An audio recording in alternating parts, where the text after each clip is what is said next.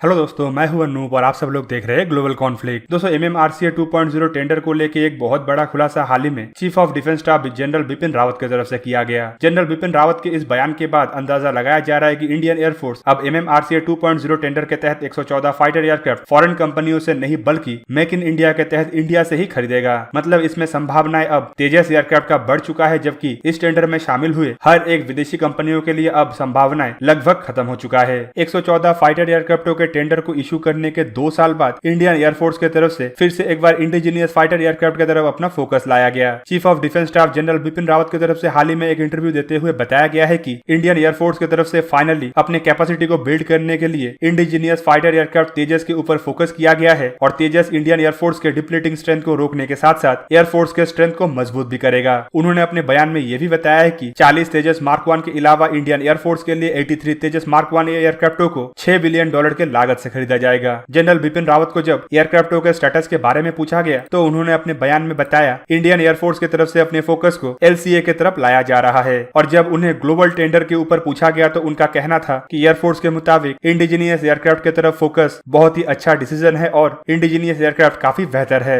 दोस्तों, आपके जानकारी के लिए बता दूं कि 2 साल पहले मतलब 2018 में इंडियन एयरफोर्स के लिए 114 फाइटर एयरक्राफ्ट खरीदने के लिए एक टेंडर का इशू किया गया था, जिसका लागत करीबन $15 बिलियन था। इस प्रोजेक्ट में बोइंग की तरफ से अपने F/A-18 super hornet block 3 aircraft को पेश किया गया था, जबकि अमेरिकी कंपनी लॉकहीड मार्टिन की तरफ से पहले F-16 का ब्लॉक 70 और 72 को पेश किया गया था। बाद में इसे F-21 द्वारा रिप्लेस किया गया। रशियन कंपनी मिकोयान कॉर्पोरेशन की तरफ से MiG-35, फ्रांस की तरफ से डैसोल एविएशन का बनाया हुआ राफेल एयरक्राफ्ट, स्वीडन का कंपनी साब ग्रुप द्वारा बनाया हुआ ग्राइपिन ई एयरक्राफ्ट और यूरोपियन मल्टीनेशनल कंपनी की तरफ से यूरोफाइटर टाइफून को ऑफर किया गया था। पर हाल ही में प्राइम मिनिस्टर नरेंद्र मोदी की तरफ से जब एक बयान देते हुए इंडिजीनाइजेशन के ऊपर फोकस करने का बात उठाया गया और मेक इन इंडिया के साथ साथ मेड इन इंडिया को प्रमोट करने का बात कहा गया, तब से ही अंदाजा लगाया जा रहा था कि इसे सबसे पहले इंडियन आर्म फोर्सेस की तरफ से ही एक्सेप्ट किया जाएगा, जिसका एक जीता जागता सबूत chief of defence staff general Bipin Rawat की तरफ से हाल ही में दिया गया। दोस्तों, एमएमआरसीए का टेंडर ये दूसरा बार कैंसिल हुआ। सबसे पहले $11 बिलियन के लागत से 126 फाइटर एयरक्राफ्ट खरीदने का टेंडर को 2015 में रद्द किया गया था, जबकि 2018 में $15 बिलियन का ये टेंडर को इशू किया गया था।